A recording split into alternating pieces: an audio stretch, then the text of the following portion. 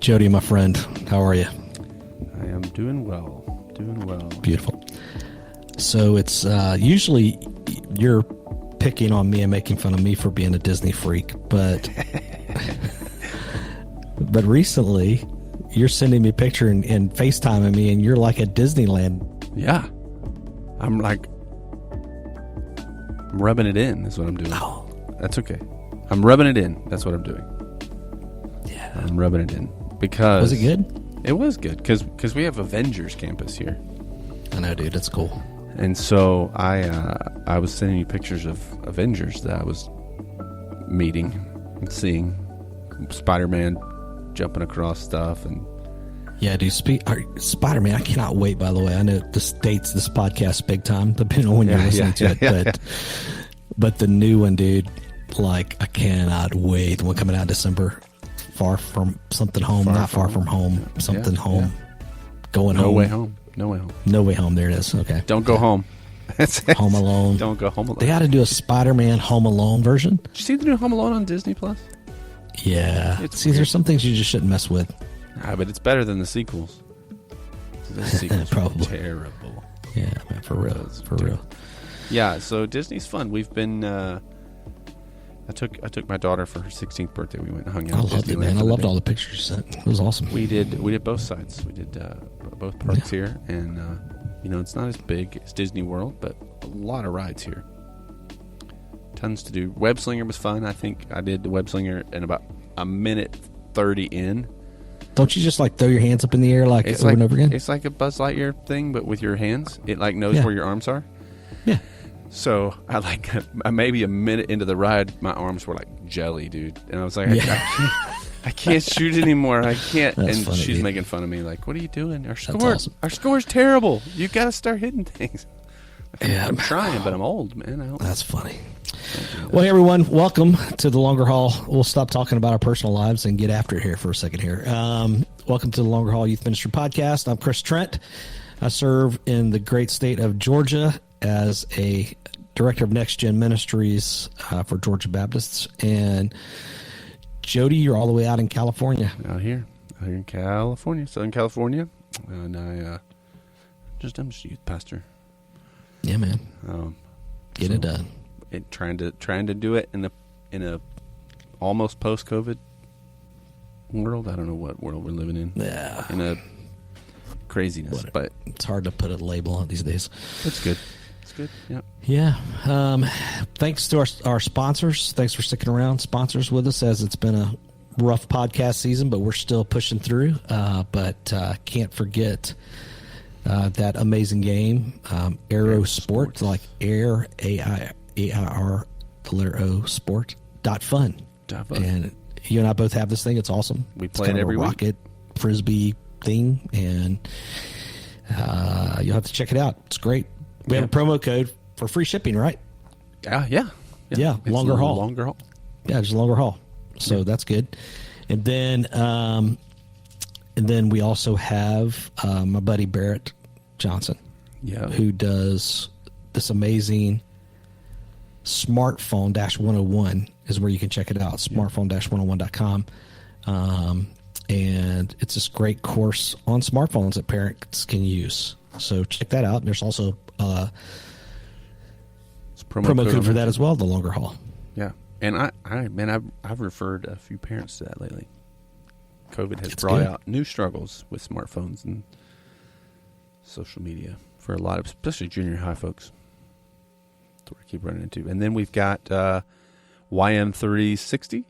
We love our friends at YM360. They've been great for us for a long time supporters of the show. And if you're listening to this now live, they've got their Christmas stuff rolling up, and I think camps. They're already starting to look ahead at camps, and so head over to YM360. You can see all the things that they have there for you. The Longer Haul promo code there is different. It's different. It could be confusing if you're not paying attention, but it's Longer Haul, the number 4. Okay, so Longer Haul 4, the number 4, the letter U. So channel your inner 90s texting when you only had numbers and you had to 111122222333444. And longer haul for you. I'll put links to all of those in the show notes for you. So if you're like, man, what was that?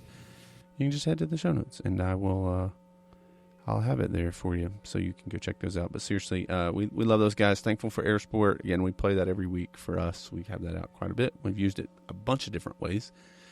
And then Smartphones 101 is a great resource. Make you look like an expert. Yeah, man. It's good stuff. Good stuff for sure. So, yeah, awesome, man. Well, hey, Jody, today we're going to talk about just growth, like personal growth. Yeah. You and I were having a conversation about what we've all been through, the last couple of years, everything that comes with that, all the differences, good and bad. It's not all bad. It's good and bad. But I think you and I both have realized the necessity not to kind of fall back on just what everybody else is doing or really going through all that difficult stuff. And that was my dog. Desi says hello. But making sure that we lean in and continue to try to grow personally, all right? But not just spiritually, also from a career standpoint, thinking about how good we do our jobs and how good we do our calling and such. So, yeah, and I think it's really important in this season. I know you talked to a lot of youth pastors with your role there, and I lead some mentoring stuff here for us as well, and even just through the podcast folks that we talk to. And I think COVID has really had an effect not just on ministries but on youth pastors, and so maybe it's what's needed is a little different now, and it's more important than ever to be super intentional. So I think it'll be fun. Yeah, for real. Well, when you think about that, Jody, what's something, you and I probably have several ideas we could throw out here each, and I think this is an important topic. What's something that comes to your mind that you've had to sort of lean in on and maybe think about for yourself? I think reading is a big one. I mean, that's an easy one to run to. I feel like everybody talks about reading. Everybody talks about, leaders or readers. But I think in this, especially this last season where it's so easy to run to digital stuff, right? Social media, or get bogged down with email or podcasts, but not this one, or YouTube stuff. And all those things are, there's nothing in themselves that's bad, but man, just being able to continue to push and read in different things, not just the same avenue, but trying to be diverse in what I'm reading, and finding time, making that a priority has been really helpful. We talk a lot. It's hard to find that too, I think, because one of the things that's been a challenge is all of our schedules have been turned upside down. Yeah. Yeah. So you may have had a rhythm of reading at a certain time every day or a certain time each week or whatever, but now you're having to rethink your schedules. Mm-hmm. And then I think also in the midst of all the challenges, you're like, man, do I really need to read anything right now? It's almost a little bit of a depression type thing, where you're just like, I don't want to do anything. I don't have to read anything, anything. Man, it's easy to get home in the evenings and after dinner and just to sit down and turn on the TV, right? Yeah. And so to be able to continue to do that, it takes some intentionality, and even not even just in time, but even in what you're reading. And so for me, I've been reading things that are different than maybe what I would normally read in this season for a bunch of, but still diverse, right? Yeah. Not some stuff is good for me spiritually. Some stuff's good for me just in my leadership. Some stuff's just things I'm trying to grow in outside, and some things are just random and seem interesting. And I don't know. But what about you? Anything come to mind that you've read? Yeah, I mean, you send me a lot of good books, suggestions lately. I've read some random stuff. I'm actually, lately I've been reading a lot on writing, because that's something I want to do more of and do better at. And so that's new and different. Stay tuned for that, for the juicy details of why you're reading books on writing. Right? Yeah, I know, right? So I've been reading a lot on writing, which has been great. It's different. It's not something I've ever read, and so many things that I've never really thought about or considered. So that's been neat just to grow in that. I read a fascinating book on hostage negotiation. That's awesome. It's called. So it was a book on working with parents? Yeah, it's a book on taking away phones. It It's called Never Split the Difference, and the guy's a former lead FBI hostage negotiator, and wow. It was really fascinating. There's this YouTube channel. I think all your parents in your youth minister are wondering, like, dang, man, he's not flexing it all lately. Oh gosh, he never gives up. He always gets what he wants. I tried it on my kids. It works pretty well. There's a YouTube channel you and I talk about. I think we've talked about this YouTube channel before, called The Productivity Game. Have we talked about this? Yeah. Yeah, it's great. It cost me a lot of money because he basically reads a book and then gives a little review, synopsis of the book. And inevitably, I end up buying these random books. Yeah, totally. And so that was one of those that I picked up on there. You'd recommended a book, John Eldridge book that I read. Oh, that's good. I don't remember. Yeah, Get Your Life Back, Everyday Practices. That was good. That's really good. For a world gone mad, and it's actually written in like COVID days, so it talks about that, but it's also just how technology impacts our lives and everything. I mean, it's good. It was really good, and there's an app that kind of accompanies that. My wife actually uses that. It's like take a minute, like it's a minute. It's been like good. You just take this minute. Yeah, it's been really that's super good. So that's been helpful. And then I really have found a love for fiction again, which was for a long time I didn't read, and so I've started reading a little bit more fiction stuff, which has been fun. I got a book for you that you should read. It's kind of fiction-y, but it's not. It's more like, is it fiction-y? What would you call it? It's not fiction like a story, but it's more like just a how-to-y kind of book. So what would that be called? I don't know. Self-help. Like a kind of, maybe, I don't know. But you're gonna laugh, obviously. But it's How Magicians Think. Listen, I promise it's incredible. Now, if you have zero interest and you hate magic, like illusions and all that stuff, this isn't for you. But if you've always been kind of fascinated, like you love watching good magic or whatever, this is really, really good. But you have no intention of ever really learning magic. Yeah. This is for you. So it's by Joshua J. How Magicians Think, and it's like misdirection, deception.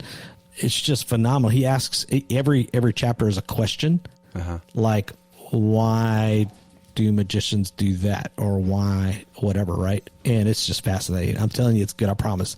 You're smirking at me. They can't see you smirking, but I can see you smirking. And my wife's walking by right now while I'm doing this. She's smirking as well, trying to figure out why I'm even bringing this up. So if you're new to the show, it's worth mentioning that Chris likes magic. I like it a lot. Chris, a whole lot. Like he is the guy that you're an amateur magician.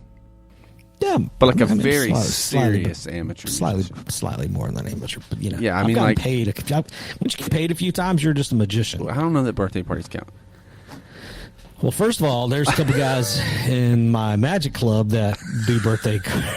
You're laughing because I said I'm in a magic club that do birthday parties for a living and make really, really good money. He's actually, in all seriousness, Chris, you're really good at magic. I like it a lot. It's fun. Let's talk about spiritual stuff, though. Here's one that can I change? Here's one that I do recommend. Rescue us. I don't need to keep getting picked on about this. So here's one, though, that in all seriousness, the title is terrible for this book. Terrible, but it's incredible. But Mark Batterson's Double Blessing, How to Get It, How to Give It. I think he made a mistake in titling this book because he already gets a little bit of a he gets picked on a little bit already for being a little touchy-feely at times with his theology and stuff, which I believe that he's really not. But like the circle maker stuff, but this book, The Double Blessing, How to Get It, How to Give It, it almost sounds like a little bit of a name it, claim it thing. It is not at all.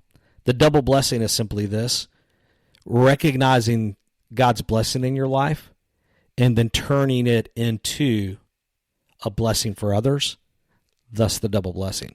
So in all actuality, it's actually a book that really talks about and challenges you to think about acknowledging the blessings in your life. In other words, if you've been blessed by being mentored by someone, you go out and you mentor someone as a result of that. That and Gentle and Lowly. Everybody talks about it. There's so much hype around this book, but dude, I'm telling you, by Dane Ortland, it's so good. I mean, it's just really good. So, all good stuff. I got more, but I'm just going to hold off for now. I got one that I'm only 4 chapters into, and I can't fully endorse yet, but I'm telling you, the first 4 chapters are just incredible. So I've actually heard a lot about Gentle and Lowly, but I've not read it because there's been some talk about that.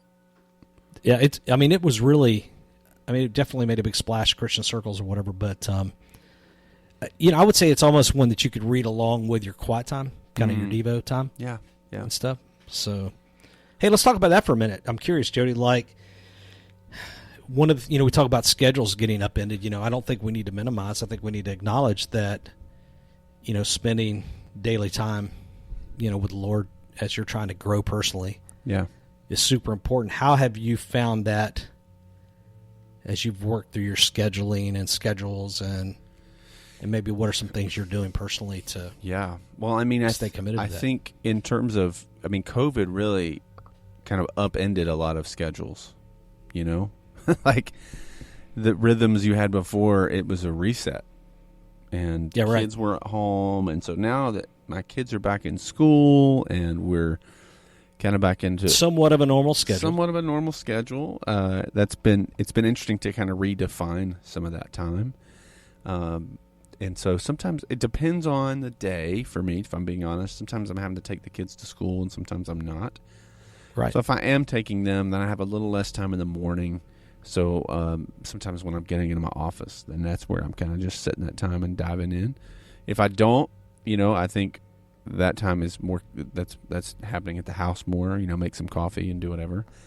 Are you just spending time? Are you just currently just sort of opening up the Word? Are you going through a certain book or anything? Or yeah, I was. So some of that stuff, like I think trying to be more intentional with just honestly, like reading the Bible. That part is easier because you just open the Bible, right? But what I've really found myself, especially stretched over COVID, was not so much my reading, but in my prayer life. And just trying to be way more mindful that I'm not just going through the motions and what I'm praying for, and what I'm asking for, even or just so I'm finding myself praying through Scripture more maybe than I had in the past, and just trying to be really intentional, even with my requests, not so quick and glossy. You know what I mean? And part of that's the stage my kids are into. I've got older kids, and so those concerns are, praying for future and praying for clarity on them. Yeah. And been really praying. It's interesting that you say. It's interesting because I just recently adopted a new spiritual discipline when it comes to prayer, of praying daily, and also, but actually, I know this sounds so elementary, but making a legitimate prayer list, where I've got a list of daily folks, and then I've got a list of folks that I pray on Monday for, Tuesday for, Wednesday for, Thursday for, and everything. And then I also, in that, made basically a 365 checkboxes, essentially, where I'm able to check off the days that I read. And there's a little bit of accountability built in there, and I'm trying to be super honest about it. So if I go a few days without praying daily, it starts to, it's like, dang, I've not prayed for my wife in 3 days. Yeah. Really taking the time to do that. And it's helpful, and I think sometimes when it comes to spiritual disciplines like this, like we're talking about, and self, just taking care of ourselves, growing personally, we just have to make sure we're doing the kind of things that we talk about all the time in front of students. Where it's, we say, hey, pray, and just implementing some of those things. And it's been really helpful. But tied to that also, man, I'm just reading through, I think I mentioned to you before, probably not on the podcast, but the Crossway, it's by Crossway, the publisher Crossway, the individual books. Oh, yeah. Yeah. So it's like, the book of Matthew is just one standalone book where the scripture's on the left, and then, bullet journaly dots, on the right hand side. And so I'm just slowly trying to make my way through the entire Bible. My oldest daughter has a set of those, or she has the New Testament. She wants the Old Testament for Christmas. It's great. It's so good. I really like it a lot. Yeah, I think it's sometimes, I mean, in so many ways, we are professional Christians. And so we have to just be really, really mindful that we're not allowing our role or our job or our study for teaching to replace, our own walk. And that is much easier to say than to do. And I think COVID for me was really helpful in that regard, because I wasn't coming into the office, right? Like, I wasn't sitting in my office studying. I was having to find new ways there for a while to do that. And then coming out of COVID, how to be more intentional. Our staff gathers every morning to pray. We kind of divide up among the staff, and the prayer requests that church members give over the weekend, they get divvied out. And so we'll gather and pray in kind of prayer groups every morning. We start our day that way, and that's been really good. I would think, though, that's a little bit tempting, like at times for you, similar to you whenever you're preparing a message every week, you feel like that's your time in the Word when really it's not. Oh, yeah. Yeah, you have to fight. And then maybe you're starting off every day in prayer, so you feel like, well, check, yeah, I've prayed today.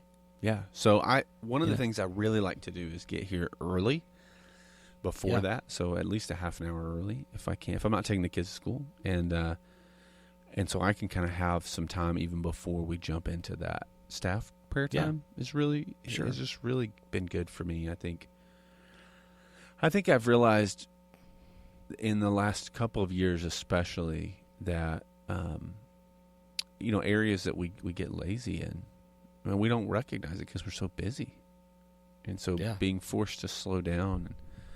I was telling somebody the other day, I was talking about, man, I remember when I first graduated high school, I went to Bible college straight out of high school, and it's probably the most vibrant my spiritual life has ever been.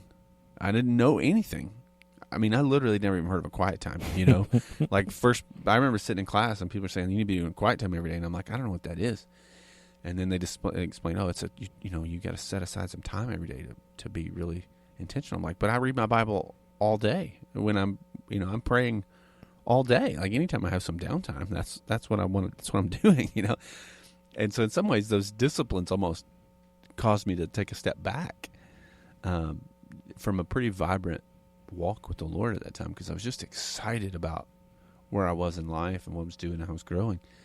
And now here 20 some years later, there are seasons where that excitement is still present, but for much of my life now, it's those disciplines are really, really important for me.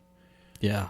And being intentional. Yeah, and that's really what why we decided to talk about this for a few minutes today is, again, I think it's in the midst of everything we've all been going through, it's easy right now to kind of just settle for things are just like they are, instead of leaning in and maybe focusing on personal growth, Yeah. How about this? I'm throwing you a curveball here, so this may be one of those where we get brutally honest for a second here on our podcast. But when it comes to personal growth, part of that's tied to your relationship to your wife as well. Yeah. Yeah. So how hard has it been to maintain that relationship, a healthy relationship, and has there been anything you've had to lean into, in that? Yeah, I mean, so one of the things that will both strengthen and try your marriage is deciding to move across the country with teenagers.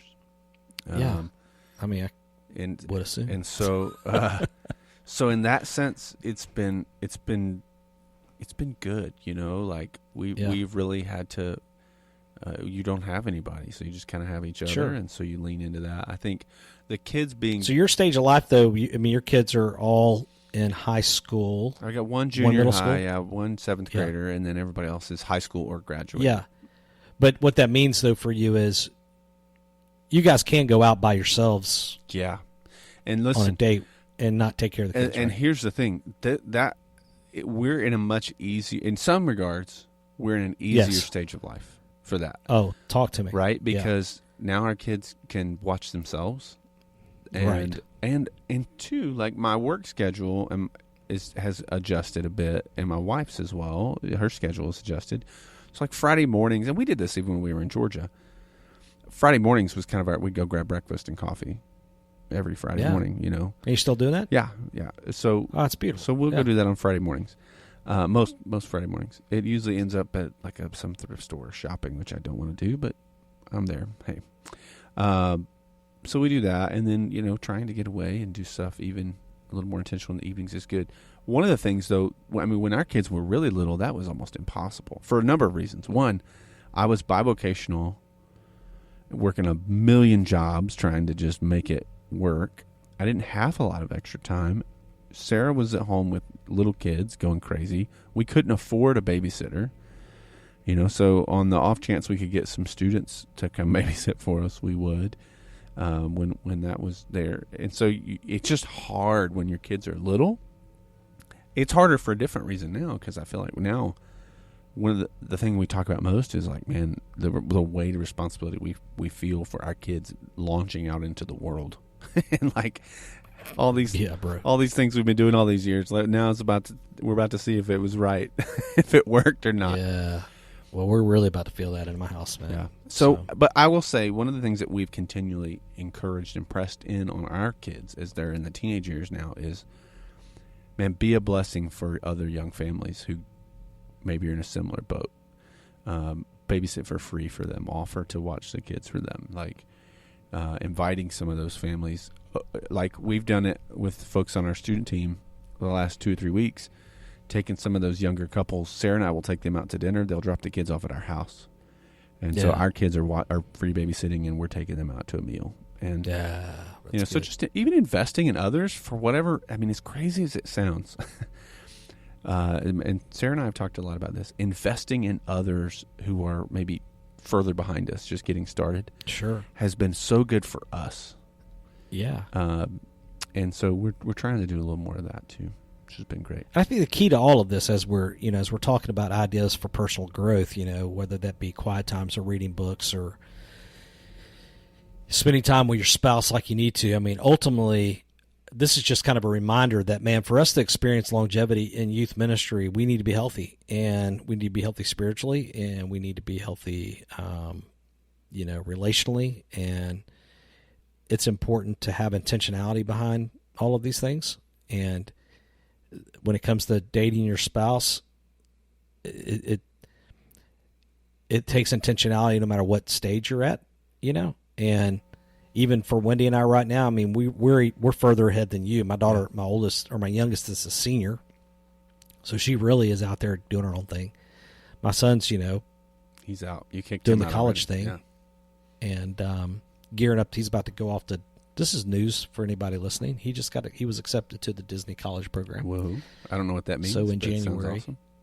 22, he's going to go down and work there for 7 months. But here's what's funny, Jody, is for us, we actually now find ourselves eating together pretty All often, the time. like pretty often. Yeah. So what I've learned is I have to be intentional from a romantic standpoint of just saying, no, I'm taking you on a date tonight. Right. Calling it something different, treating it a little bit different. Maybe trying to go somewhere where I could send you a picture of some creamy jalapeno ranch. You do that enough. Thank you. Yeah. So, but just being intentional behind that, and I think, again, it helped. Why is that personal growth? Well, because my relationship with my wife is going to impact me personally, and my relationship with my kids is going to impact me, as well. So, well, and when your when your kids are small, they are your focus, and as your kids get older, your relationship with your spouse changes. Yeah. Like when you don't have kids, it's just the two of you and you're doing great. And then the kids come along and they take all of your attention. Yeah. And then But I suspect there's somebody listening, though, that, let's just be honest, that somebody is listening with they're at that younger phase, right? Yeah, and they're ready to quit. And and honestly, they're like, it's been a minute since they've been on a date, because of all the COVID stuff and all the crazy and who can you and all that. And maybe what we're nudging everyone a little bit here is just kind of refocus on some of these things personally that we need to be working on so that we can be healthy. Yeah. And so maybe it is time for you to, and you don't even have to give us credit. You can just go, you can just set up a date with your wife, or your husband, and try to do something a little extra. And sometimes that's, kids to bed and you're just watching a movie on the couch, right? Yeah. We one of the things that we did for a long time was we would, when we could get a babysitter, we just didn't have a lot of money early on, especially to do anything extra, it seemed. But we would go to dollar store, grab some candy, and then go to the dollar theater and watch a movie that we probably didn't really care much about. It was just about Yeah. being away, being out. You Yeah, just have to totally. be intentional and creative, like anything else. I think the temptation is a little bit like what I get frustrated about in some stores these days, Yeah. and even corporations, like Disney and such, that they're still doing some things that they had to implement during COVID, but now there's no reason for them to do it. Right. And Chick-fil-A did that, just rip on Chick-fil-A. I love them, obviously, but for a long time, they could have opened inside, but they decided they knew they were making probably more money just with the drive-thru alone, so they didn't open inside, and they're blaming it on COVID still, and you're going, wait, what? Right, yeah. And it's kind of like you go to places that have water fountains closed. You're like, why is that water fountain closed? I'm not trying to start a big debate about COVID. Here's what I mean, though. I think for us sometimes, though, in our practices with our spouse, our kids, and even our own spiritual lives, we may think, well, it's COVID's fault that and it's been a minute now, but maybe it's time to move on and refocus on some of those things, and start to focus on yourself from a personal growth standpoint, and really try to get some of those things going. Chris, what are some things that you found yourself, I would say, in the last year, it kind of focusing more on that you maybe didn't before? Things that are maybe new, kind of front of mind kind of things for you in terms of your own life, personal growth. Yeah. What's interesting now with my new gig is first of all, I have a commute every day, which is kind of weird. But I'm also not around all of the people that I'm essentially trying to minister to, because I'm trying to minister to next-gen leaders throughout the state of Georgia. As a result of that, it's caused me to have to rethink and refocus relationally on some things, and how I make phone calls or drop texts or words of encouragement, and making sure that I leverage my time appropriate, because I'm not always around the people that I'm trying to be an encouragement to and help strengthen what they do. So for me, I think I would say I've learned how to. I wouldn't say I've learned with a D at the end. I'm learning how to better leverage moments relationally, because I feel like that's something that's just crucial for me right now. Yeah, I think I could see that being a real challenge. Ministry's lonely. Yeah, we've talked a lot about the loneliness of ministry. Yeah. But now your role is pretty disconnected from from what it was before. Yeah. And I've done some things internally with the state. I'm not really going to detail those out, because honestly, I really do. And I hope this doesn't sound snooty, but I'm just trying. That's a state thing we do. There's a couple video conferencing type, Zoom type things that we do. I'll leave it at that. Where we try to build relationships and such. But yeah, man, you have to be extra focused on it, for sure. Yeah. How about you? That's good. Yeah, I mean, I think I've just trying to, again, we've talked a little bit, my role shifted some over COVID as well, and so just trying to, it's little things, little things that I'm trying to do better at, and how do I get better at things that I've been doing, or what areas have been maybe not as disciplined in, or how are we communicating with parents in this new season, because that looks different. How am I coaching those that I'm leading, and our volunteers? We've really doubled down on how we're appreciating volunteers, and just trying to think of what are new ways that we can let them know we love them and appreciate them and add value to them for serving in our ministry. And I want to continually grow and be better at what we're doing. And then it's been fun. But